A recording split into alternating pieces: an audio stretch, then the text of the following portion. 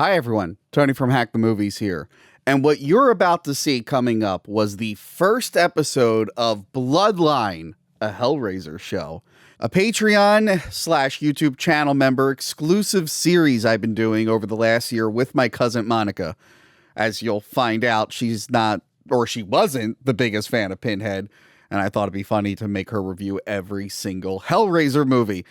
The series is now done. You can watch every single episode on Patreon or by becoming a YouTube channel member for as little as $2 a month. You get all the bonus videos at that tier. Now listen, if you don't want to commit to a monthly subscription, I get it. I understand. I wish you would, but I get it.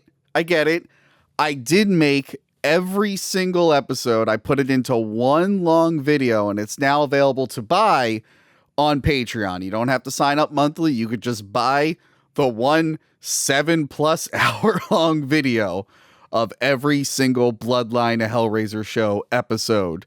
If that's something you want to do, it's only $8, as much as X Premium or Twitter Blue for you boomers out there. So you can just buy those videos if you're interested in just that series. I'll probably be doing that more with some other bonus content in the future, making it available individually. But again, $2, you get everything. Consider it, please. Watch this episode. Let me know what you think. And yeah, I hope you check out the rest of the series because it was a lot of fun. I think I turned my cousin into a super Hellraiser fan now. Okay, everyone, enjoy the video. Hello, Monica. Hi, Tony. Hi, how are you? Who are you? Properly introduce yourself right now. Everyone new on the show has to properly introduce themselves. Okay, you didn't send me that.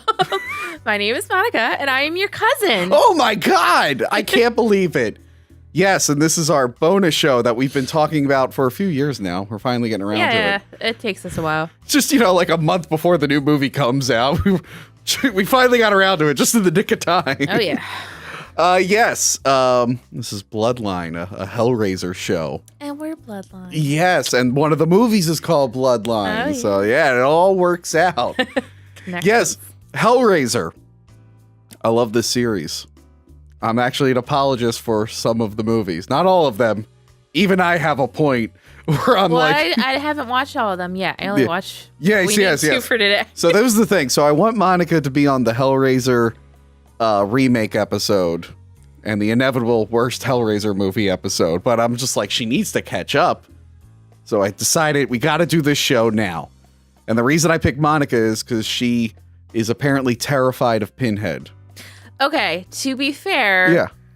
Catholic school fucked me up. Yeah, and okay. I was very afraid... I mean, still afraid of hell, but I was very afraid of hell when I was little. Did you just get over hell? You're like, oh, eternal suffering, no. over it. I just spent less time with Catholics. So there's that. Okay.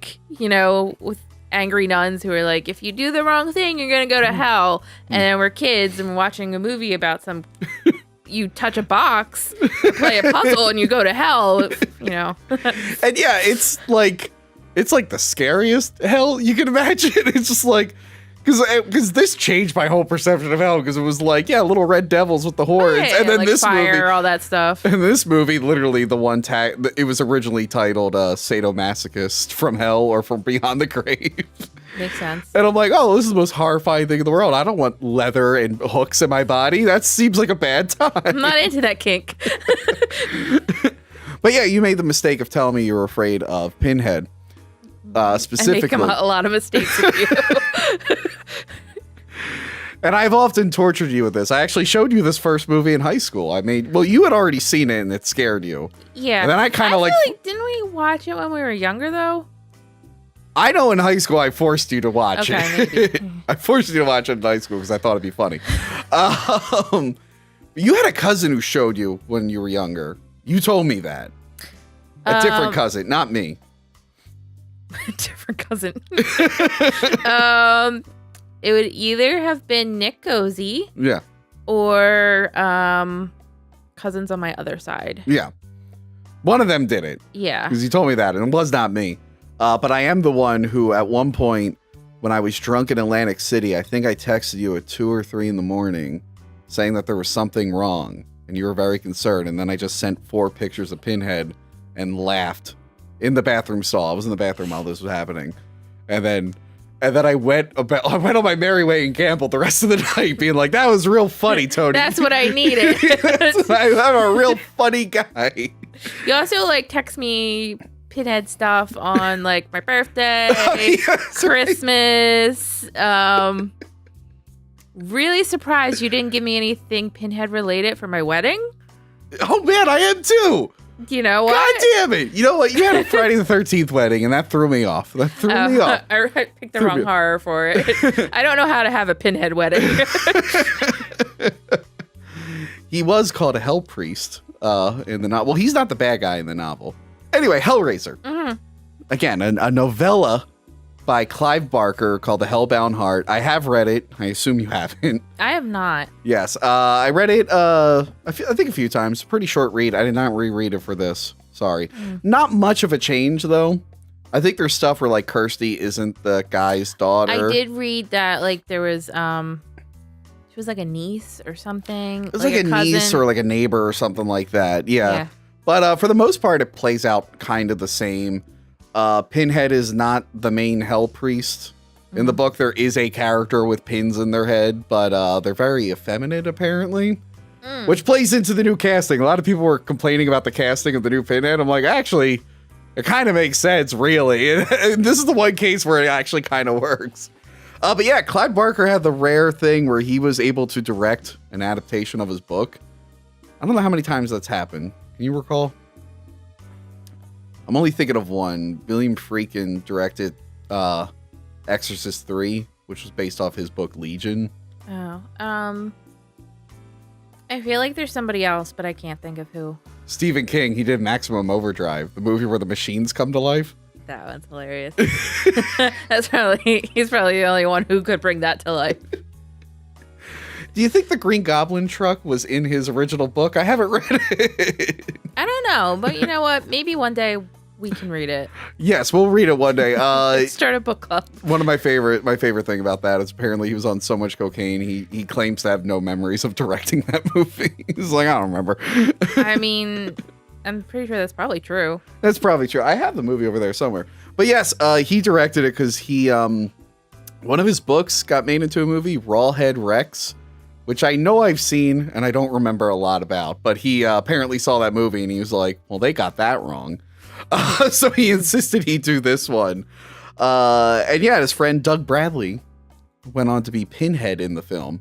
Now, he was offered 2 roles in this movie. I actually know this. You say it. He could have been one of the movers, right? One of the guys moving the mattress. Yeah. Or Pinhead. He was technically not named Pinhead at the time, though. Yes, lead Cenobite, as he was called. That was probably the best decision. It was like one of the best decisions ever made by an actor. It's like, hey, you know what? I think I'll be the Pinhead guy. I can do more in this role. You really can. You know, if I play the mattress guy, I might be in another movie. If I play the pin guy, I might be in 9 sequels. It is funny to think like those are the 2 roles, and he was just like weighing them. It's like, well, the mattress guy, I could get more roles. Like, because really, I show my face in that. Technically, he does show up again. The mattress guy? Yeah. Isn't he in the second one? I think he is. Yeah, there's like movers at the end of that. Yeah. That's what I think it's in my notes. So he would have gotten into another movie. I guess. But yeah. Yeah, he is now a horror icon. Just because he's like, nah, I don't want to do the mattress thing. But yeah, so the movie basically, brother Frank. This guy Frank opens up the box, the lament configuration as it's called in the other material, and he goes to hell. His brother and his wife move in. Blood on the floor somehow brings Frank back. And he conspires with Julia, who was his lover. Yes. Like, she cheated on her husband, Larry, with Frank. And they conspire together to give him bodies so he can come back to life and escape the Cenobites. Kirsty finds out about this, the daughter, And she ends up coming up with this plan to like frame Frank. So he goes back to hell instead of her. And it's very tense. It's a very creepy movie. Were you scared of the... Well, obviously you were scared of this movie. Were you scared upon a rewatch of this movie? I wasn't scared upon a rewatch. Yeah. And with older eyes, new viewing of it. Yeah. A lot of fucking weird shit went down. Yeah. And it's more that like this was very like it was incestuous was a big theme. Yes, a little like, bit. Incest, like when Frank was like hitting on Kirsty. Sorry, I messed it up. By Ashley Lawrence. I've never met a Kirsty, so you're fine. I would. Yeah, I don't think there's many Kirstys out there. Oh, don't say that. We're gonna have like one patron who's like an annual patron at the $100 tier, going, "My name's Kirsty," and then delete their pledge. Anyway, Sorry. keep going. Yeah, and then I noticed the one thing I put in my notes is that I hate it how much they say like, "Daddy, come to Daddy, come to Daddy, Daddy." I was like, "Why? Please stop." Come to Daddy. Bet you make your daddy so proud, don't you? Beautiful. Come to Daddy. And it wasn't like ironic in any of the ways they ever said it. Yeah. It was just how they said it. And I was like, why was this the choice? Why? Well, it's funny. Frank, I guess, it's funny. Frank, like, Julia's, I guess, the secondary villain in this, and Frank's the main one. People who haven't seen this, they assume that Pinhead's like the main guy. And it's like, nah, not really. Yeah, he's just kind of there. But Frank was played by a few people. Do I have it here? Oliver Smith was the skinless Frank. That makes sense because the bone structure didn't match up. Yes, and then there was Sean Chapman who played Frank, but they dubbed over his voice, and I don't think they have the guy who dubbed over his voice. So this movie was filmed in like Britain or London or the UK. Oh, okay. And it was meant to take place there. And then the US distributor was like, no, the movie takes place in America now. I don't know if you noticed like all the awkward dubbing in this. No, because I think sometimes they were just awkward. Yeah, well, yeah, I guess that helped. But it's clearly shot in the UK, but they're like, no, it's in America. So they like dubbed over most of the British accents. Okay. It's very bizarre. Well, I think that I can't remember his name. The dad. The dad, Larry, is Andrew Robinson. His like voice was weird a lot. Like, well, that really was his voice, but yeah, he just sounds like a weird guy. He's from Pumpkinhead 2. He looked familiar. Okay. Wait, so you've seen Pumpkinhead 2? Yeah. I reviewed that. Why would you think I not have seen I don't know. We've watched so many horror movies together. I feel like a lot of people have seen Pumpkinhead 2 or 3 or 4. I watched Pumpkinhead 4 over the weekend, and midway through, I went, "Why am I watching Pumpkinhead 4?" I literally was sitting there, like, I don't know why I did this. Grossing. I'm just like, I don't know why I did this. I'm like, it's not good. I'm not enjoying it. Anyway. Yeah. I love that. You're like, hey, Andrew Robinson, Hellraiser and Pumpkinhead 2. He's been in other things, and now I feel bad because that's the only thing I can think of him in. Sorry. No, it's not your fault. Julia is awesome in this. She is like pure evil, but I have a problem with her character. Okay, what? Okay, so it's implied that she only slept with Frank like once. By the way, cheating is wrong from what I hear, but if you're gonna do it, like, don't do it the day before the wedding day, and don't do it on top of your wedding dress. Like, her wedding dress is on the fucked up pretty easily, and trying to find someone to fix any like stains or tears, I would think is gonna take a while. Bold choice. Yeah, from a guy she just met, who she knew of. I know, he like literally comes to the door and he's like, I'm brother Frank. And then she's like, yes. She's like, yes. I need this, and I'm gonna do it on my wedding dress. I just like, it was hilarious because I was like, I know it was a different time then, 80s, and I was just like, I would be slamming the door in this man's face because he's just pervs me. Like, just her vibes all around. I would have called Larry and been like, hey, your brother's really creeping me out. Why didn't you tell me your weird brother was coming?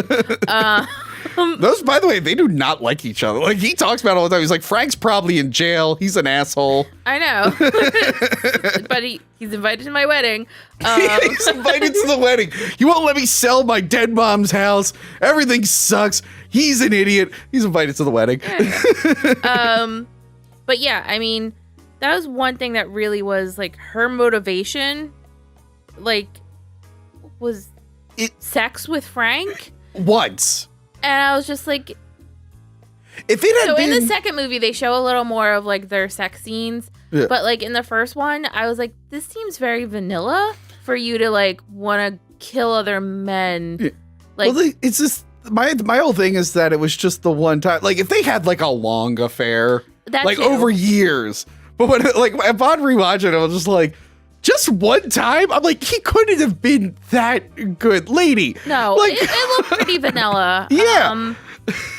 And not enough to like gross. Yeah. Not enough to be like, I'm going to suddenly start murdering people to bring you back. Like, yes, and then, I mean, besides that too, like they move into the house before like skinless Frank comes back into the picture. Yeah. She's still like having those moments where she's like, yeah. All right. She finds the picture of him and another woman and rips the woman out of it. She's like, no, get out of here. Fuck this slut. Also, Frank, by the way, if you say you spent a night with a guy once and then you went to his house and he wasn't there and he sleeps on a mattress covered in dirt and food and there's cockroaches in his kitchen, like, she's gonna bring him back to life. He's still gonna be a fucking dirtball. Like, I wouldn't want to. I'd be like, oh, this is how he lives. Nah, I'm out. To be fair, the cockroaches were because like nobody was there for a long time. I can't defend the bed, obviously. Yeah. I guess. All right, the kitchen. Although they say he was there recently, the kitchen couldn't have gotten that bad. I'm guessing like a week or two went by. Well, that timeline is confusing because it's like they move into this house, but like he was there recently. Like, why were they allowed to move into this house? I don't.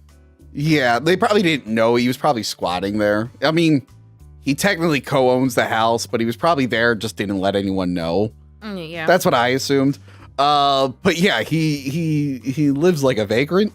And by the way, he's always world hopping and buying weird shit from scary people. Like, I wouldn't want to get back together with this guy.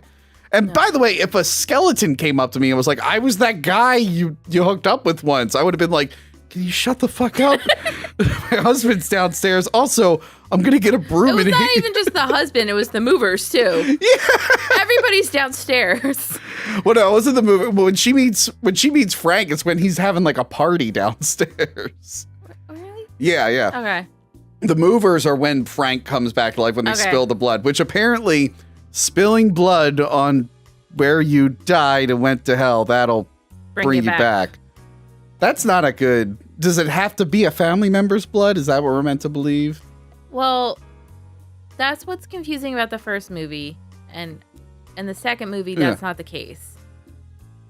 Oh, yeah. I guess it's just blood in general. Yeah. Yeah. The first movie like seemed very heavy on family ties. Yeah. And I thought that's what kind of like, because it was his brother's blood. Mm-hmm. But then they also killed all those other guys, and that helped him. So I guess that's true. I do love that whole, like, every time he kills someone, he has like more flesh and skin. He's got like the nervous system, and that was really cool. I will say, this movie does have a very important lesson. It's don't trust family. Don't trust them. And I learned that lesson at a very young age.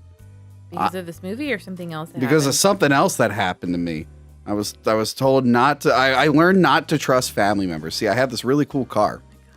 I had this toy car, and it was really, really cool. And I decided to let my cousin Monica play with it, but she decided it was her car. Take it over. Okay, kid. Can I first wait? And she wouldn't let me play with the car. I found this tape recently. I'm gonna cut to the footage because I found the tape recently. You can't compare compare that to Hellraiser. No, because I was like, I'm going to share, but then she wouldn't give the car back to me. And then she pried my fingers off the wheel of the car. And then at one point, when I chased her, she picked up the car so I couldn't physically grab it. Where you going, Tony? You like the best. And So then, when you die, one of your patrons should just kill me where you live because my blood will bring you back. yes. That's the lesson we're learning here. I'll be like, oh no, she's going to steal my car. I don't want your car now. Got to the footage of me hanging on the back of the car because I was too young to force her off of it, and I just held on while she wheeled me around. I'll get this car one way or another. Donna, look at him. Johnny's walking out of the stand. Look at this. Put the light on. So a few things that don't work in this movie for me. One of them is the boyfriend character. He sucked. I love that is like, that's what I'm saying. I don't understand anybody's like attractions in this movie because at the dinner table, he like does the trick with the cigarette like in his mouth and puts it back out, and she's like, oh yeah. She's like, oh yeah, it's like, ew. And I'm like, I know she's kind of drunk at this point, but like still. Yeah, that's not like a sexy trick. No. That's not like the tying the strawberry stem. The cherry stem. Yeah, it's strawberry stem. That'd be really impressive. It would be really impressive if they could make that happen, but but yeah, it's just like, oh, I put a cigarette in my mouth. It's like, cool. I can't wait to taste that. Yeah. Oh, it's gonna be real great. Can you like? I got mouthwash before we go any further. He's just so boring. Oh, he is. And I feel like I should have listened to the commentary, but I feel like they kind of like added him in there because they thought they needed some kind of romance. But like, I love how useless he is at the like end. A guy to try to save her. Yeah, but then he does it. I love the twist at the end where like he doesn't really do anything to help her. She ends up just doing it herself. And he gets punched in the face. He gets punched in the face by I don't know what the creature's called. The engineer. So that thing scared the shit out of me when I was. That's the engineer? Yes. Oh. Okay. Yeah, because the engineer seems like a bigger deal in the book, but apparently. I mean, also by the name. Yeah. I don't know why he's called the engineer. Okay. Yeah. I don't know. In the book, he says, I'm the engineer. In this, he just goes, blah! The engineer. When I was a kid, I was watching this. It was just on. I was watching by myself because I was insane. And I think the first time I watched this, I think I turned it off at the engineer scene because it was just like that thing scared me too much. The way it like climbs on the walls, and when you can kind of see it, you could tell it's like a man in the suit, and they're probably like on a rail. But then sometimes it's like a little miniature. You can see the little track that it's like. Yeah, when it's a miniature, it's a little bit more janky. That is one that you can kind of see the trail. But no, his scene like terrified me. And luckily I turned it off because then Pinhead showed up and that would have scared me even more at the time. And then you would have been traumatized. And I probably Like would have me. been traumatized. So I like Andrew Robinson as Larry. But when Frank becomes Larry, I think Andrew Robinson plays it too different. He really overacts it. He really does. It doesn't match the previous Frank acting. You won't cheat me, will you? You'll stay with me. Help me. He was insane, baby. A mad dog. I had to put him out of his misery. And she's also not disturbed by like the gunk hanging from his scalp and Yeah, that's stuff. true. Like That's all the true. parts like it's not mending together because they take his skin. I guess they skin Larry Yeah. to put it on Frank. Yeah. Kirsty does not notice. Oh yeah. Takes her a while. Yeah. So he's. Sorry. I have my notes on my phone. Was that a demon? What was Yes. that? Yeah, I like his performance. It just is not consistent with the other Frank we saw. Yeah. Because he's a little cocky. Although he does go, come to daddy. He's like, come to. He does the come to. The Frank previously is like, come to daddy, come to daddy. And this one he's like, come to daddy. Like, all right, a little weird. But I do like. He tells Kirsty that he killed Frank. And then she sees the body. And it's skinned. And he's like, yeah, I had to put him down. She's like, oh no. And That makes sense. she's sad because Frank was her ticket to not go to hell, but she doesn't go, you skinned him? Oh, I guess. Oh, wait, no, you know what? He didn't have skin when she saw him last. So I guess that makes sense. Oh, I guess that makes sense. true. I just screwed up there. Points for the movie, 10 stars. Or 5 stars. I don't know. We don't have a rating here. Talk about the Cenobites. What's the scariest one for you?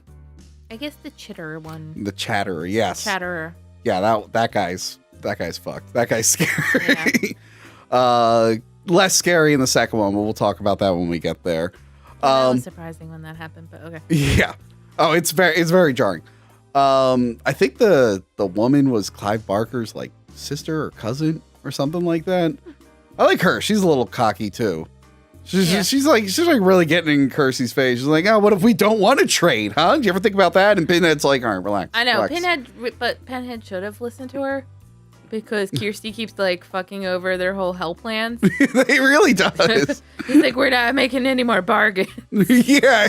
It's like, dude, stop. Like, you're literally trying to drag people to hell, and you're like, okay, I'll listen to you. I like how I they're will listen. I like how they're annoyed. They're like, what do you mean Frank left? I know. They're They're like- like, no. They're like, you're gonna have You don't to tell me how I keep my house. Yeah, you're like, prove it to me. And it's like, why don't you guys go to where Frank is supposed to be and check if he's there? They're like, we got other shit to do. We're exploring panes, another dimension or whatever. We gotta clean our hooks. I don't know. Yeah, that is a little funny. It's like, why didn't you guys just check? I don't think they really care that much. No, like once I guess they figured they didn't realize people could escape. Yeah, I guess. I guess this was the first time somebody escaped them. So in the history of the world, no one's ever spilled blood on Right where someone died. Right where someone died and went to hell. Is it only because he went through hell through the box? I would think so. Again, these are mysteries that we haven't figured out. Yeah, so it's pretty good. When they get rid of the Cenobites at the end, apparently Clive Barker and the other animator were drunk and they hand drew all those little yellow lightning effects around them. Oh.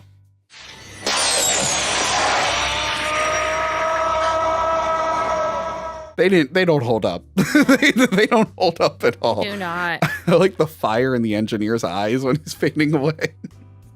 I still love the part where the engineer punches the boyfriend though. Because they like stab him and he's just like, eh. Oh, talk about weird. This is something I feel like later Hellraiser movies kind of got away from, but the creepy dream sequences. Oh, yeah. They're awesome. Like with the feathers and the blood and whatnot. And the baby's crying. The baby's crying. The one time where she wakes up from the dream sequence when they're in the hospital. Did you notice the nurse just had this big, thick black leather belt? What was going on there? I did not. That seemed a little, I was watching it. I'm like, there's something up with that nurse. What the fuck is that? What is going on? I like the doctor being real mean to her. It's important. It really is. First things first. We'll get your telephone after we've talked. Further point of Catholics, the nuns do not help her. They give her the most judging looks when she's running scared with this box. She's like covered in dirt and blood and all this stuff, and the nuns are just like, no. I feel like the guy with the New York Yankees hat, I think that might have been a reshoot to Make It America. Are you all right? I really, really enjoyed this movie. It's very scary, though. I like the idea of like the killer, the Frank, just being in that room. And there's all this normal stuff happening, and there's just like this otherworldly thing there, and you always know he's there. So, I guess I won't do spoilers or anything like that, but you've watched Stranger Things, right? Yeah. So, the last season? Yes. Okay. So, you know how the last season really like pulls from a lot of like horror from the 80s and stuff? I was really thinking, I was like, oh, they have the stained glass on the door. Like, it kind of looked like the rose. Oh, and then they have the creepy monster kind of like Vecna up in the attic. And I was like, I wonder if they kind of got some of those elements from Hellraiser. They probably did. I mean, Vecna kind of looks like Frank now that I think about it. Yeah. He looks like a jacked Frank. But they pulled a lot of stuff from a bunch of different like 80s horror. So I was just like, oh, that's really making me think of Stranger Things. Which I'm sure people are probably like, we don't want to hear about that right now. But just correlations of just like how. No, I like that. But yeah, this the whole idea of like a monster in the attic. Like, yeah. Like Frank like building himself, which is cool because they shot that all reverse. They like melted something and then filmed it in reverse. Just him building himself, that used to creep me out. This is one of the best trailers I've ever seen. I have seen the future of horror. His name is Clive Barker.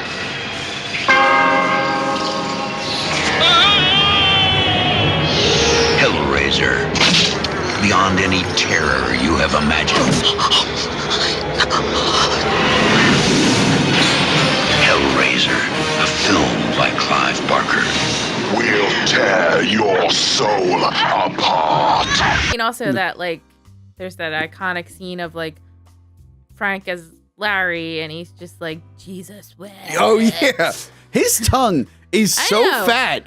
I don't know if that's like an effect or something. I'm like, that is a really fat tongue. How did they do that? Yeah, that part's pretty crazy. Like, it just explodes. It's like, I'm always confused at what happens at the very end.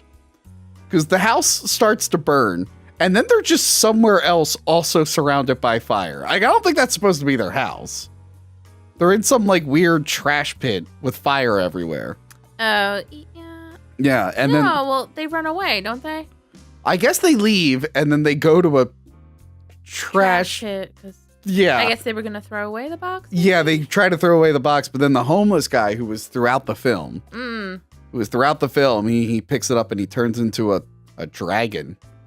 Yeah, I feel like that just got dropped in other movies. Like, no, he makes an appearance in 2, I think. Doesn't his face make an appearance? I think that's the Asian guy who sells the box in the beginning because he quotes it. Oh, okay. Yeah. And the movie ends kind of like, oh, it's the cycle. The box is now going to go to someone else. However, on the wall, I think there's a drawing on the wall that looks like that weird dragon demon. There are other creepy homeless guys in the other movies. There's a ton of creepy homeless guys. There's one in the third one where there's other weird homeless dudes and people who work for Hell to get the box into people's hands, but we never really get an explanation for him. No, we don't. I mean, we don't really get much of an explanation of why they recruit homeless people. No, I mean, I guess they don't have much to do, I guess. Speaking of the homeless dude, to cycle back, the other part that really confused me is that Kirsty works at like the pet shop. Yeah. And they sell a monkey? Yeah, I've never seen that. I was just like, I get the dramatic effect of like the monkey screaming, but then it was just like, can you buy a monkey in New York? Did they think you could buy a monkey in New York? Can you do it in the UK? Maybe. I don't know. I went to one pet shop in like Northeast Philly years ago that had like sharks. I mean, but that's Northeast Philly. Yeah, but that was like the most exotic thing I've ever seen in a pet like store. It's probably illegal too. If it was illegal, I feel like they would have hit it a little bit better. Yeah, it was Northeast like Philly. Yeah, okay. Maybe they're like, no one's coming to no one cares. That might be a thing where like a cop might not know that that's illegal. Like, are sharks illegal? I don't fucking know. I don't care. Hellraiser 1. Solid film. Good horror film. The rules of the universe are a little mysterious to us. Yeah. Julia's motivations, I think, are a little weak, but her performance is really good. I like her whole heel turn. She starts to enjoy the killing more and more as it goes on. And she was supposed to be the main villain of the series. But we'll talk about that more next time when we do Hellbound Hellraiser 2. Monica, where can people find you? Oh, they can't. Do they have to open a box to get you? Like, what? Yeah. I meant social media. Like, what? I know, but I don't want them to find me on social media. Okay. I'm gonna get a bunch of fucking Pinhead stuff because that's happened before where you made fans send me Pinhead shit. Okay, so he's gonna tag me regardless. Twitter is story in the end. I think the same thing with my Instagram. Yeah. And don't send pinheads. Send what would you like them to send? Nothing. Well, that's mean. I don't need anything. What about like pictures of puppies? No, because they're gonna be Pinhead puppies. I I didn't even think that existed, but that probably. Oh, come on. I know we haven't gotten to the other movie yet, but there's. Oh, there is a dog. Yeah, there is a dog. We'll get to that. All right. Send Monica nothing. Don't tweet her. Don't ever talk to her. If you see her in public, just keep on walking. They won't see me in public. I work from home. If you're breaking and entering and it turns out to be Monica's house, don't talk to her. She doesn't want to talk. Just leave the house, grab whatever you got to get out of there, all right? All right, goodbye. Bye. Remember to like, comment, and subscribe. Check out our other videos and Patreon page.